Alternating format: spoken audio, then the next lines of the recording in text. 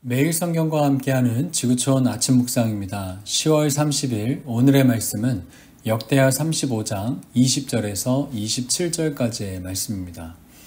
이 모든 일 후 곧 요시야가 성전을 정돈하기를 마친 후에 애굽 왕 느고가 유브라데 강가에 갈그미스를 치러 올라왔으므로 요시야가 나가서 방배하였더니 느고가 요시야에게 사신을 보내어 이르되 유다 왕이여 내가 그대와 무슨 관계가 있느냐? 내가 오늘 그대를 치려는 것이 아니요 나와 더불어 싸우는 족속을 치려는 것이라. 하나님이 나에게 명령하사 속히하라 하셨은즉 하나님이 나와 함께 계시니 그대는 하나님을 거스르지 말라. 그대를 멸하실까 하노라 하나. 요시야가 몸을 들이켜 떠나기를 싫어하고 오히려 변장하고 그와 싸우고자 하여 하나님의 입에서 나온 느고의 말을 듣지 아니하고 무깃도 골짜기에 이르러 싸울 때에 활 쏘는 자가 요시야 왕을 쏜지라. 왕이 그의 신하들에게 이르되 내가 중상을 입었으니 내가 도와 나가게 하라. 그 부하들이 그를 병거에서 내리게 하고 그의 버금 병거에 태워 예루살렘에 이른 후에 그가 죽으니 그의 조상들의 묘실에 장사되니라. 온 유다와 예루살렘 사람들이 요시야를 슬퍼하고 예레미야는 그를 위하여 애가를 지었으며 모든 노래하는 남자들과 여자들은 요시야를 슬피 노래하니 이스라엘의 규례가 되어 오늘까지 이르렀으며 그 가사는 애가 중에 기록되었더라. 요시야의 남은 사적과 여호와의 율법에 기록된 대로 행한 모든 선한 일과 그의 처음부터 끝까지의 행적은 이스라엘과 유다 열왕기에 기록되니라. 아멘. 오늘은 요시야의 죽음이라는 제목으로 오늘 말씀을 전하겠습니다. 요시야는 남유다의 마지막 선한 왕으로 기억됩니다. 그는 어린 나이에 왕이 되어서 하나님을 찾았고 나라의 모든 우상들을 제거하며 율법을 회복한 위대한 개혁자였습니다. 그러나 그의 마지막은 너무나도 안타깝게 끝났습니다. 오늘 본문은 그 위대한 왕의 죽음을 기록하고 있습니다. 이 말씀은 단순한 역사적인 사건이 아니라 하나님의 뜻을 따르는 것이 얼마나 중요한가를 우리에게 깊이 깨닫게 합니다. 본문 20절 말씀은 이렇게 시작합니다.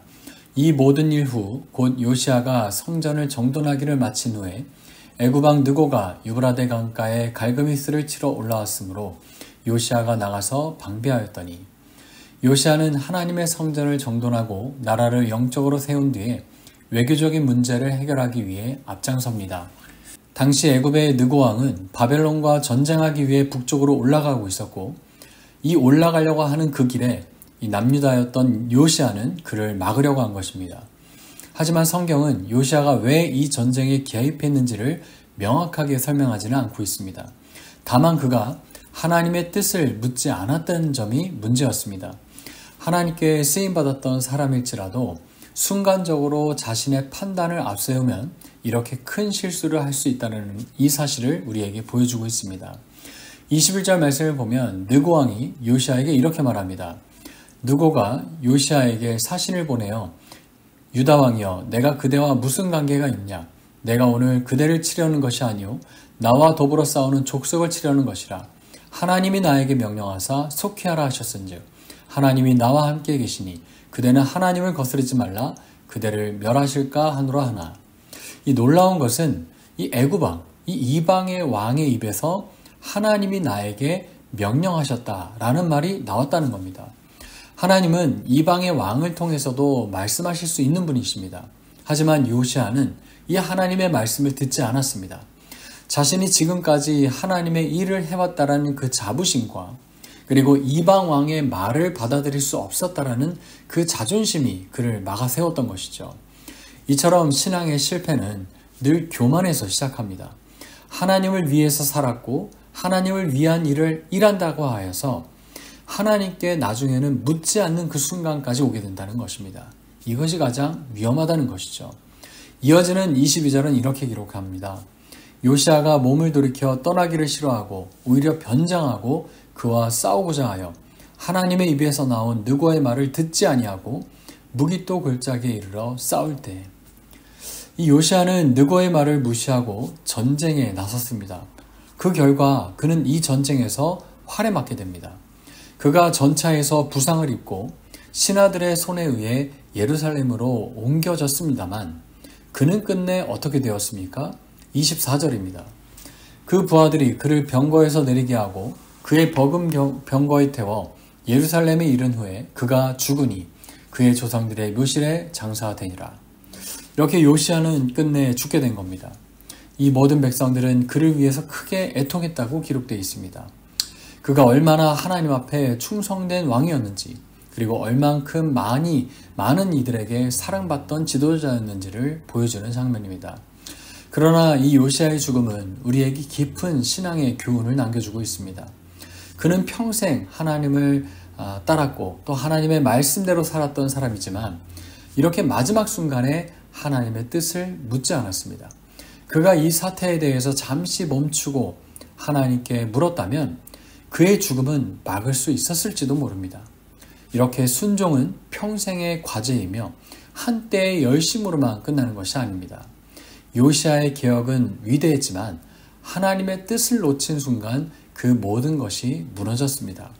이처럼 신앙의 마라톤과 같은 이 긴 길은, 그 인생의 여정은 끝까지 하나님의 음성에 귀를 기울여야 하는 인내가 필요한 것입니다. 25절 말씀은 이 요시야를 향한 이 백성의 애도를 이렇게 기록하고 있습니다.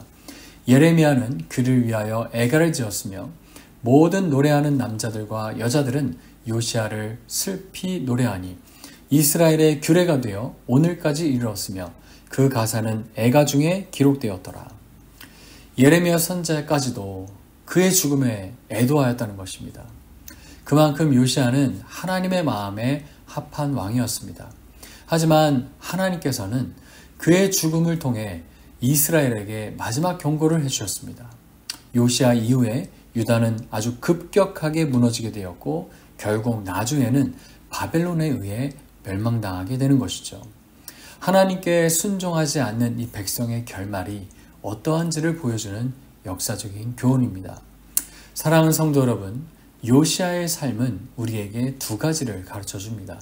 첫 번째로는 하나님께 쓰임받는 사람일수록 더 겸손해야 한다는 겁니다. 두 번째로는 평생 순종의 태도를 잃지 않아야 한다는 것입니다.